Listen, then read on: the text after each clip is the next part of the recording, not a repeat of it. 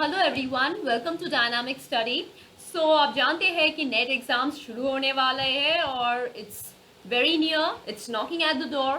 So the only thing that we can do now is to start a revision course. Okay, तो यहाँ पर मैं जो करने वाली हूँ कि I will be covering the summary of different topics according to the syllabus of NTA NET economics. Okay, so बहुत quickly हम cover करेंगे, like we'll just touch the points so that कि last minute में आपको like key points याद रहे.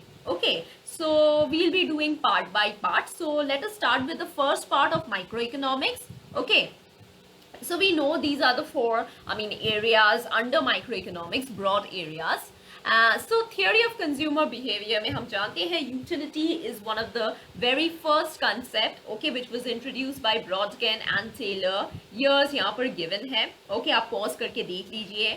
Cronbach, Glaser 1965 में ये लोग फर्दर डेवलप किए थे यूटिलिटी का कंसेप्ट, और इस कंसेप्ट को it was research and extended by Cascio, Smedit, Hunter, Perlman, Reilly, Smither. So these people are involved in dealing with the concept of utility. ठीक है, तो utility क्या है? It is the amount of satisfaction which a consumer derives from the consumption of a commodity. एक commodity consume करने से उसको कितना satisfaction मिलता है, आप जानते हैं. नेक्स्ट है कार्डिनल और ऑर्डिनल अप्रोच. कार्डिनल अप्रोच याद रखिए अल्फ्रेड मार्शल ने दिए थे. कार्डिनल मतलब हम यूटिलिटी को नंबर से मेजर करते हैं, और ऑर्डिनल अप्रोच ये हिग्स, पैरेटो और एलन ने दिए थे ऑर्डिनल अप्रोच. ओके, सो याद रखिए ये सब नेम. ऑर्डिनल अप्रोच हम रैंकिंग करते हैं यूटिलिटी को. ठीक है, तो नेक्स्ट है मेजर्स ऑफ यूटिलिटी. पहला है टोटल यूटिलिटी, जो कि सम ऑफ द यूटिलिटी है जो कि कंज्यूमर को मिलता है from consuming certain number of units of commodity per period. और मार्जिनल यूटिलिटी, ये मार्जिनल यूटिलिटी का फॉर्मूला है change in total utility by change in the quantity consume. मतलब मतलब एडिशनल यूटिलिटी आपको मिलता है from the consumption of an additional unit of commodity. ठीक है, utility from the last unit is basically marginal utility.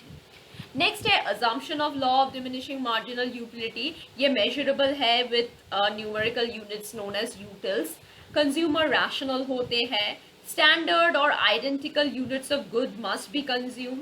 एकदम okay, identical और standard मतलब law of diminishing marginal utility हम जानते हैं. लाइक फॉर एग्जांपल मैंने पहले ही कहा था कि फॉर एग्जांपल फुचका, ओके, सो गोलगप्पे जो हम कहते हैं, तो गोलगप्पे आप पहला यूनिट से आपको जितना सेटिस्फैक्शन मिलता है, दूसरे से आपका सेटिस्फैक्शन थोड़ा कम हो जाता है, थर्ड यूनिट में और कम हो जाता है. तो एक पॉइंट आ जाएगा जब आपका पेट भर जाएगा, एंड यही है आपका यूटिलिटी और सेटिस्फैक्शन लेवल डिक्रीज होता है. ठीक है, तो marginal utility of money is assumed to be constant, consumption should be continuous, price of the commodity remains constant, income of the consumer doesn't change. Okay, so remember these points. Next है reasons for applicability of law of diminishing marginal utility. Goods perfect substitute नहीं होते हैं एक दूसरे का, और ये good हम यूज करते हैं, it could be used as a perfect substitute of another good. मतलब अगर यूज होते हैं then its marginal utility would not have decrease. मतलब अगर हम सब्सटीट्यूट कर ही सकेंगे तो मार्जिनल यूटिलिटी डिक्रीज नहीं होगा, तो law of diminishing marginal utility naturally operate नहीं करेंगे. ठीक है, तो इसका मतलब कि परफेक्ट सब्सटीट्यूट्स नहीं होता है. ओके, और सेटिस्फैक्शन ऑफ स्पेसिफिक नीड्स मतलब all needs of the consumer can never be fulfilled but a specific needs can be fulfilled. मतलब यहाँ पर स्पेसिफिक वर्ड बहुत इंपॉर्टेंट है law of diminishing marginal operate होने के लिए. So when a consumer consumes more and more units of a good, then the intensity of his need decreases, and there comes a time when he no longer wants to consume that good, so marginal utility of that good becomes zero. Importance क्या है? Law of demand consumer surplus equi marginal utility को explain करता है, law of supply को explain करता है, modern tax system को explain करता है, एक्सचेंज वैल्यू यूजेज वैल्यू को एक्सप्लेन करता है, और वाटर डायमंड पैराडॉक्स को एक्सप्लेन करता है. ठीक है, तो यहाँ पर देखिए एक्सेप्शंस क्या क्या है law of diminishing marginal utility के. ये it does not hold true for money and expensive metals such is gold and silver. Expensive good में ये होल्ड नहीं करता है. फैशन गुड्स या alcohol when the unit of consumption is small, फिर reading, listening to music, acquiring knowledge, rare goods, इन सब में से law of diminishing इन सब cases में law of diminishing marginal utility नहीं hold करता है. नेक्स्ट है वाटर डायमंड पैराडॉक्स. ये भी I mean we know that ये एडम स्मिथ ने दिए थे. He was greatly surprised to observe that water which is essential for life has a low price. Water का प्राइस लो होता है या फ्री होता है, while diamond is high priced. Okay, तो मॉडर्न इकोनॉमिस्ट ने ये पैराडॉक्स को सॉल्व किए थे. According to them water is available in abundant quantity and therefore relative marginal utility is low or even zero, and so the price is low or zero. और diamond क्या है, वो scarce होता है तो उसका मार्जिनल यूटिलिटी हाई होता है, इसलिए प्राइस ज्यादा है. ठीक है, तो ये है law of equi marginal utility. Okay, MUX by PX is equal to MUY by PY is equal to MUN, जो कि marginal utility of money है. ठीक है, तो consumer will distribute his money income between the goods in such a way that the utility derived from the last rupee spent on each good is equal. Okay, और assumptions क्या है, income of the consumer जो कि given है और fixed है, prices of the commodity change नहीं होता है. Okay, substitute goods are available in the market और law of diminishing marginal utility operate करता है. ठीक है, और इम्पोर्टेंस क्या है, ये बेसिक्स है कंज्यूमर्स एक्सपेंडिचर का, बेसिक्स है सेविंग्स और कंजम्पशन का, ये बेसिक्स है प्राइस डिटर्मिनेशन का, और in the field of production, exchange and public finance. अब हम इंडिफरेंस कर्व के कंसेप्ट पे जाते हैं. तो इंडिफरेंस कर्व कुछ ऐसे दिखते हैं. यहाँ पर कमोडिटी Y है और कमोडिटी X है. Units of commodity X rather, units of commodity Y and units of X. Okay, तो क्या है ये इंडिफरेंस कर्व जो है, ये all combination of X and Y है, मतलब X और Y का डिफरेंट कॉम्बिनेशंस है. ठीक है, और a level of utility is associated with indifference curve. ये इंडिफरेंस कर्व से एक लेवल ऑफ यूटिलिटी रिप्रेजेंट करता है. मतलब फॉर एग्जांपल x1 y1 जो कॉम्बिनेशन है, इस कॉम्बिनेशन को कंज्यूम करने से हमको u1 अमाउंट ऑफ यूटिलिटी मिलता है which is represented with the help of an indifference curve. तो all combinations of x and y above the curve are preferable to the combinations along और below the curve. The individual is indifferent between all combinations on x and y along the curve. तो यहाँ पर individual का utility same रहता है, तो जो भी कॉम्बिनेशन वो लेते हैं इंडिविजुअल इज इंडिफरेंट. ओके, और यहाँ पर इस कर्व के बिलो जो है x एंड y का कॉम्बिनेशन वो लेस प्रेफर्ड है, और कर्व के ऊपर जो होता है जो combination of x and y वो मोर प्रेफर्ड है, आर प्रेफरेबल. ओके,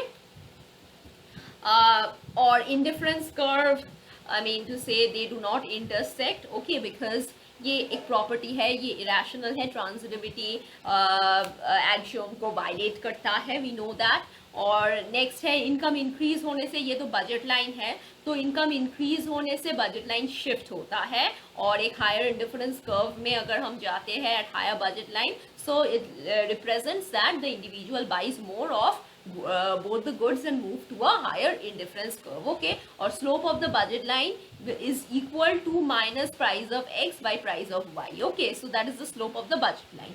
Okay, और जब प्राइस फॉल होता है, देखिए ये इनिशियल बजट लाइन है, और इस इनिशियल प्राइस फॉल, अगर प्राइस ऑफ एक्स फॉल होता है तो बजट लाइन ऐसे रोटेट करता है. Fall in the price of X rotates the budget line A, देखिए ए, ठीक है, to A B. Okay, fine, leading to a substitution for X of x for y. तो हम ज्यादा x कंज्यूम कर रहे हैं, y को रिड्यूस कर रहे हैं in the movement from point a to point B, and the income effect that increases the consumption of both x and y in the movement from B to C. Okay, तो ये हम divide कर लेते हैं in terms of income effect and substitution effect. I've explained all these things in the quiz sessions as well, तो आप refer कर सकते हैं quiz videos को भी. ठीक है, तो the net effect is a tiny decline in the consumption of y and a more substantial increase in the consumption of good x. Okay, fine. और ये मार्जिनल रेट ऑफ सब्स्टिट्यूशन है जो कि सो आप देख सकते हैं कि यहाँ पर A to B जब आप देखेंगे change in y bye change in x, तो यहाँ पर देखिए ये यहाँ पर A पॉइंट पे यहाँ पर 10 है, बी पॉइंट पे यहाँ पर 20 है, सो 10 माइनस 20 चेंज इन एक्स, और यहाँ पर देखिए 60 and 40, so 60 minus 40. So this is how we get the slope of the indifference curve, that is marginal rate of substitution. तो assumptions of indifference curve basically इन सब है: two commodities, rational consumer, diminishing marginal rate of substitution, ordinal utility, non-satiety and transitivity. ठीक है, और consumer's equilibrium ये single commodity है और ये टू कमोडिटीज़ का है। सिंगल कमोडिटीज़ में M U X by P X is equal to M U M. तो यहाँ पर देखिए एम यू एम अगर 1 होते तो ये कुछ ऐसा होता, ठीक है, और ये है टू कमोडिटीज़ जब एक्स एंड वाई हो तो ये कुछ ऐसा होगा, ठीक है, okay fine. Then we move on to the condition of consumers equilibrium using indifference curve analysis. तो यहाँ पर condition of equilibrium है slope of the indifference curve must be equal to the slope of the budget line. तो ये slope of the budget line है और ये है slope of the indifference curve. So if they are equal, then that point is said to be the consumers equilibrium. ठीक है, okay. Next we move on to income consumption curve. मैंने पहले एक quiz जब करती थी मैं क्विज सेशन, तो वहाँ पर अगर आप वो वीडियो रेफर करोगे तो वहाँ पर ये सब कंसेप्ट मैंने और क्लियरली एक्सप्लेन किए थे। तो देखिए ये है इनकम कंजम्पशन कर्व, इसको हम कहते हैं। देखिए यहाँ पर एक बजट लाइन है और उसका रिस्पेक्ट एक इंडिफरेंस कर्व है जो कि हम IC1 से रिप्रेजेंट करते हैं। तो इसका इक्विलिब्रियम जो पॉइंट है उसको हम E1 से रिप्रेजेंट करते हैं। तो ऐसे एक और इक्विलिब्रियम होता है E2, E3, E4, E5। तो इसको जब हम ज्वाइन कर देते हैं तो हमें इनकम कंजम्पशन कर्व मिलता है, क्योंकि देखिए यहाँ पर इनकम चेंज होने से यूटिलिटी बढ़ता है। Okay, so the change occurs due to a change in income. So that's why when we join this equilibrium point, we get the income consumption curve. Fine.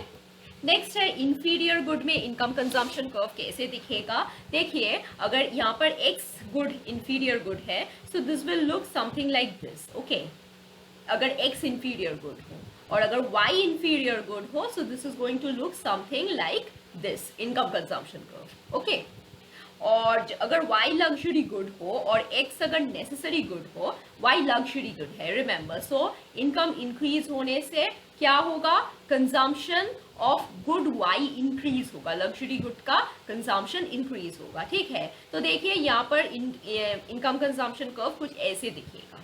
ठीक है, ये हम और क्लियरली एक्सप्लेन करते हैं। देखिए यहाँ पर y है लग्जरी गुड, तो देखिए इनकम इंक्रीज होने से 60% कंजम्पशन इंक्रीज होगा गुड y का, और 5% इंक्रीज होगा कंजम्पशन ऑफ गुड x, क्योंकि गुड x नेसेसरी है और y लग्जरी गुड है। ठीक है, अगर 25% इनकम इंक्रीज होता है तो 60% कंजम्पशन इंक्रीज होगा गुड y का और 5% इंक्रीज होगा गुड x का, अगर y लग्जरी गुड हो। ठीक है, और अगर y नेसेसरी गुड हो और x लग्जरी गुड हो तो इनकम कंजम्पशन कर्व कुछ ऐसा दिखेगा। यहाँ पर लेस देन प्रोपोर्शनेट इंक्रीज होगा और यहाँ पर मोर देन प्रोपोर्शनेट इंक्रीज होगा in the consumption of good x। ठीक है, तो these are the 3 types of income consumption curve may look like। नेक्स्ट है एंजल्स लॉ। ठीक है, तो as the income of the household increases, household का जब इनकम इंक्रीज होता है the proportion of income spend on necessary good decreases and the luxury goods increases. ठीक है, तो इनकम इंक्रीज होने से जितना proportion of income we spend on necessary good वो डिक्रीज होता है और लग्जरी गुड के ऊपर जो इनकम स्पेंड होता है वो इंक्रीज हो जाता है।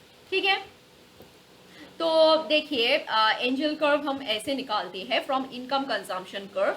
सो we have the income consumption curve over here. यहाँ पर हमारा इनकम कंजम्पशन कर्व है नेसेसरी गुड में, तो यहाँ पर गुड एक्स का हम प्लॉट कर रहे हैं। तो जब हम इनकम कंजम्पशन कर्व प्लॉट करते हैं, यहाँ पर इनकम है, हमें इनकम कंजम्पशन कर्व मिला है और फिगर 2 से हम प्लॉट करते हैं ये एंजल कर्व को। ठीक है, तो यहाँ पर इनकम है और यहाँ पर गुड एक्स है, तो ऐसे हमें एंजल कर्व मिलता है फॉर नेसेसरी गुड। मतलब इनकम इंक्रीज होने से consumption of necessary good it increases, but over time ये प्रोपोर्शन ऑफ इंक्रीज देखिए डिक्रीज हो जाता है। ये गैप देखिए तो आपको समझ आ जाएगा। ठीक है, और जब एक्स लग्जरी गुड हो, तो देखिए इनकम जब इंक्रीज होता है तो proportion of income spend on luxury good ये ज्यादा हो जाता है। तो देखिए यहाँ पर मतलब आपका एक्स, अगर एक्स लग्जरी गुड हो, देखिए नेसेसरी गुड में ये डिक्रीज होता है, यहाँ पर मतलब वैल्यूज भी गिवन है, ये डिक्रीज होता है, ये गैप देखिए, और लग्जरी गुड में आप गैप देखिए इंक्रीज होता है with an increase in income. Okay, I hope this is clear. तो यहाँ पर ये पॉइंट है स्लोप इज हाई, यहाँ पर आप देख सकते हैं। ओके सॉरी, यहाँ पर स्लोप हाई है और यहाँ पर स्लोप लेस है। ओके, नेक्स्ट है इंफीरियर गुड केस। तो इंफीरियर गुड में आप देख सकते हैं जब इनकम इंक्रीज होता है तो कंजम्पशन डिक्रीज हो जाता है ऑफ से if the good X is an inferior good. तो एंजल कर्व कुछ ऐसा दिखता है। जब न्यूट्रल गुड होता है तो Engel curve looks something like this. Okay, next we move on to price consumption curve. तो जब price of good X decrease होता है तो देखिए बजट लाइन ऐसे शिफ्ट रोटेट करता है, so more of good X is demanded. तो यहाँ पर देखिए पहला इनकम कंजम्पशन कर्व हम प्लॉट करते हैं विद रिस्पेक्ट टू इनकम और ये विद रिस्पेक्ट टू प्राइस। तो हम इक्विलिब्रियम पॉइंट जो है उसको हम ज्वाइन करके हमें पीसीसी मतलब प्राइस कंजम्पशन कर्व मिलता है। ठीक है, सिमिलरली यहाँ पर प्राइस ऑफ गुड एक्स अगर डिक्रीज होता है, price of good X decrease होता है तो क्या है, लॉ ऑफ डिमांड कहते हैं डिमांड इंक्रीज होगा, राइट, लॉ ऑफ डिमांड कहते हैं। लेकिन अगर एक्स गिवन गुड हो तो less of X is demanded, क्योंकि एक्स गिवन गुड है तो ये कुछ ऐसे दिखेगा income consumption curve, this will look something like this as you can see, क्योंकि जब प्राइस डिक्रीज होता है less of X is being consumed. Okay, less of X is being demanded. ठीक है, ये इलास्टिसिटी का कंसेप्ट है। तो इलास्टिसिटी पहले डिस्कस करने से पहले let us discuss what elasticity is very quickly. तो इलास्टिसिटी देखिए, प्राइस इलास्टिसिटी का फॉर्मूला, इलास्टिसिटी हम जानते हैं मतलब प्राइस चेंज होने से डिमांड कितना चेंज होगा। ओके, मतलब प्राइस अगर डिक्रीज होता है तो डिमांड डेफिनेटली इंक्रीज होगा, लेकिन कितना रिस्पॉन्ड करेगा, कितना इंक्रीज होगा, that is what elasticity is. तो ये फॉर्मूला है proportionate change in demand by proportionate change in price. Income elasticity is with respect to income, और क्रॉस प्राइस इलास्टिसिटी मतलब दोनों गुड्स है ए और बी, तो अगर प्राइस चेंज गुड बी का प्राइस चेंज होता है तो गुड ए कैसे रिस्पॉन्ड करेगा, क्योंकि हम जानते हैं अगर ए और बी अगर सब्स्टिट्यूट हो या कॉम्प्लीमेंट्स हो तो कैसे रिस्पॉन्ड करेगा। So these are the different types of elasticity along with their diagrams. Okay, so we know that perfectly in elastic, then elastic, that is elastic, then infinite and unitary elastic. ठीक है, different types of measurement होता है elasticity का। पहला है arc elasticity of demand, मतलब जब दोनों पॉइंट सेपरेटेड होता है by a larger distance on the demand curve. ठीक है, तो it is customary to express the changes in demand and the price at the proportionate changes of the average values. यहाँ पर हम चेंजेस लेते हैं with respect to the average values rather than the original values. तो ये है arc elasticity. Next है point elasticity. Point elasticity का फॉर्मूला ही है lower segment bye upper segment. तो पॉइंट इलास्टिसिटी एक स्ट्रेट लाइन में देखिए इलास्टिसिटी डिफरेंट होता है with by using this formula lower segment. Lower segment मतलब फॉर एग्जांपल आप ये ए है और ये बी है, ठीक है, तो लोअर सेगमेंट और ये सपोज डी है, तो लोअर सेगमेंट अब बी पॉइंट का इलास्टिसिटी निकालना चाहते हैं तो लोअर सेगमेंट मतलब बी डी और अपर सेगमेंट है ए बी। सो यहाँ पर B D is greater than A B, मतलब lower segment is greater than A B, इसका मतलब elasticity greater than 1। Okay, different cases है इलास्टिसिटी का। तो जब demand curve with higher slope है तो प्राइस इलास्टिसिटी लो होगा, demand curve with lower slope अगर हो तो प्राइस इलास्टिसिटी हाई होगा। जब दोनों demand curve, two downward sloping demand curve for a good, price elasticity is same for same price where the price intercept of these two demand curves are the same but the slope is different। यहाँ पर slope different है लेकिन intercept same है और मतलब starting point भी same है, तो यहाँ पर क्या होगा, price elasticity same होगा। यहाँ पर parallel है तो जो जो origin के पास होता है मतलब मैं शॉर्टकट लिए बोल रही हूँ, we can also say that the demand curve which is near to the origin has greater elasticity. तो जिस लाइन ओरिजिन के पास होता है उसका इलास्टिसिटी ज्यादा है। और यहाँ पर भी हम कॉन्सेप्ट यूज करते हैं demand curve flatter and steeper. तो जो डिमांड कर्व फ्लैटर है उसका इलास्टिसिटी ज्यादा होगा, तो यहाँ पर ए बी फ्लैटर है तो मतलब इलास्टिसिटी ज्यादा होगा देन सी बी। और ये है total outlay method of price elasticity of demand, मतलब एक्सपेंडिचर मेथड, टी मतलब एक्सपेंडिचर। तो जब total expenditure of on a product varies directly with price, तो ये है प्राइस तो डिक्रीज कर रहा है, ठीक है। तो जब टोटल एक्सपेंडिचर डायरेक्टली जब वेरी करता है विद रिस्पेक्ट टू प्राइस, मतलब एक्सपेंडिचर भी डिक्रीज कर रहा है। हम जानते हैं एक्सपेंडिचर क्या है, P into Q, total expenditure, okay. So price into quantity, तो जब प्राइस भी डिक्रीज हो रहा है, टोटल एक्सपेंडिचर भी डिक्रीज हो रहा है, तो इलास्टिसिटी लेस देन यूनिटी। जब कांस्टेंट रहता है तो इट्स इक्वल टू 1, और प्राइस डिक्रीज होने से जब इनवर्सली रिलेटेड है तो क्या है, इनवर्सली रिलेटेड मतलब टोटल एक्सपेंडिचर आप देखिए यहाँ पर इंक्रीज हो रहा है, 100 मतलब 150 120 100 इंक्रीज होता है, तो तब इनवर्सली होने के नाते ये ज्यादा होगा, ग्रेटर देन यूनिटी, ओके। और elasticity of supply is same as that of demand, ये पॉइंट इलास्टिसिटी है।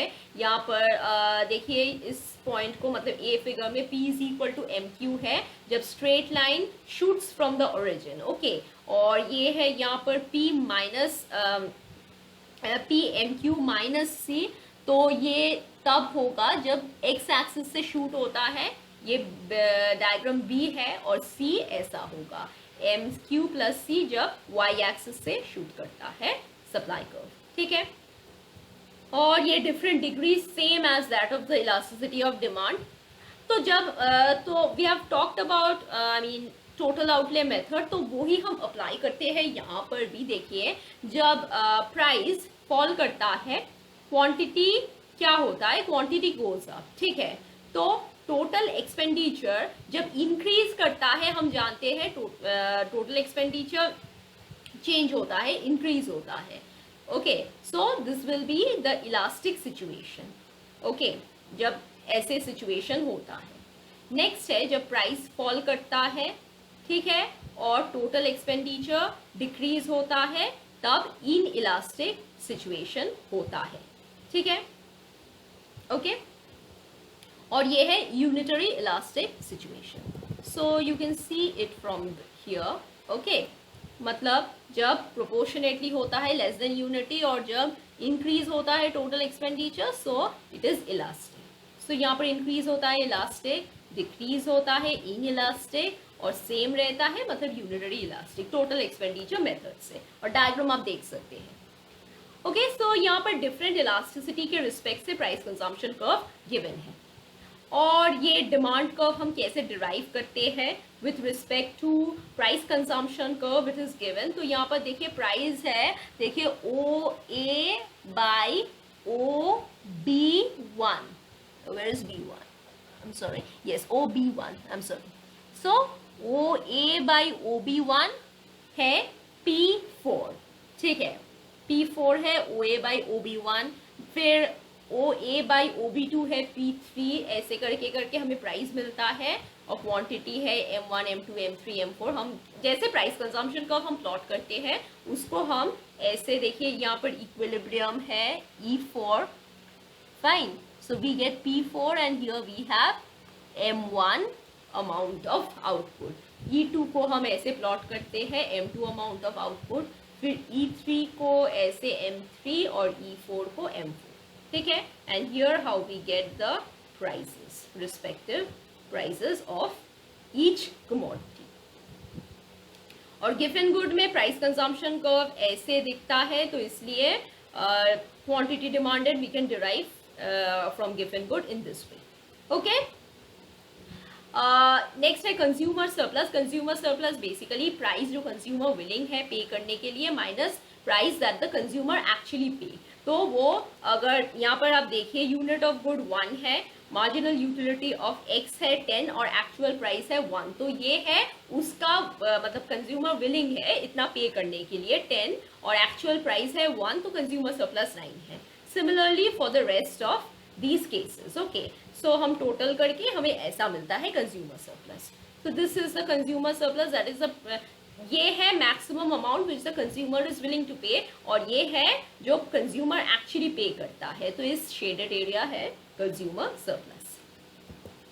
और कंज्यूमर सरप्लस हम मेजर कैसे करते हैं? Through indifference curve. See, utility is not measured in cardinal numbers, we know that, and this approach does not assume marginal utility of money to be constant. ये marginal utility of money को constant assume नहीं करता है, because it does not take into consideration the income effect when the price of the good changes. तो income effect को ये consider नहीं करता है जब price of the good change होता है। तो इस ग्राफ में देखिए कंज्यूमर्स का इनकम है OA, ओके, कंज्यूमर का इनकम है OA, जो वो सिर्फ गुड एक्स पे स्पेंड करता है। इंडिफरेंस कर्व IC1 है, हाँ, और आर द ICs एंड मतलब IC and IC1 are the indifference curve, और AB है बजट लाइन, ठीक है। तो IC1 टच करता है बजट लाइन को एट द पॉइंट F, ठीक है। तो corresponding to this point the consumer consumes OQ units of output, और OQ यूनिट्स ऑफ आउटपुट, और उसका मनी इनकम है OG, ठीक है, फाइन। मनी इनकम OG और OQ यूनिट्स ऑफ आउटपुट वो कंज्यूम करता है। So at the prevailing market price the consumer foregoes AG को वो फोरगो करता है income to buy OQ units of output. तो उसका विलिंगनेस क्या है? AH जो है उसका विलिंगनेस टू पे है माइनस AG, मतलब उसका कंज्यूमर सरप्लस क्या है, ठीक है। Consumer surplus will be represented by this one FE, okay, fine. क्योंकि OA उसका इनकम है, वो forgo OG is the amount of income, OG units is the amount of income, is the money income, and consumer consumes OQ units, ठीक है। तो AG वो forgo करता है and AH is actually his willingness to pay, fine. So consumer surplus will be the difference. So ये part है उसका consumer surplus। और कंज्यूमर सरप्लस के अगर सम गिवन है, मैंने बहुत सारे सम किए हैं ऑन कंज्यूमर सरप्लस, तो आपको इंटीग्रेशन का फॉर्मूला यूज करना होगा। लाइक आपका एक डिमांड फंक्शन आपका गिवन होगा, तो आप इंटीग्रेट करोगे, उसको इंटीग्रेट करके जो रिजल्ट आएगा उसको उससे आप सब्ट्रैक्ट करोगे कंजम्पशन कंज्यूमर एक्सपेंडिचर को। तो ये बेसिकली फॉर्मूला है, ठीक है। सो नेक्स्ट पार्ट में हम theory of production and cost को जल्दी से रिवाइज करेंगे। So thank you for watching the video. I hope this helps in your revision process. So keep watching, keep learning, and stay tuned for more videos.